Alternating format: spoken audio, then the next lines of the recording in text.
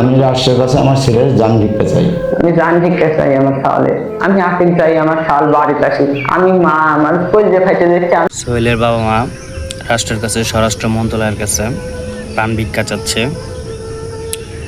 তো ওর এই প্রাণ ভিক্ষা করাটা কি ঠিক হবে? আপনাদের মতামত কি কমেন্টে জানাবেন। আমি আমার তরফ থেকে বলছি, আমার দিক থেকে বলছি, যেভাবেও সোহেলের বাবা মা প্রাণ ভিক্ষা চাচ্ছে, ওনারা সময় সুযোগ পেয়েছে বিধায়, সময়টা পেয়েছে তাও ভিক্ষা চাওয়ার। এই ভিক্ষাটা চাওয়ারও সময়টা সোহেল তো দিল না রামিসার বাবাকে। আমি মনে করি এটা ঠিক না, মানে ওকে প্রাণ ভিক্ষা দেওয়া যাবে না।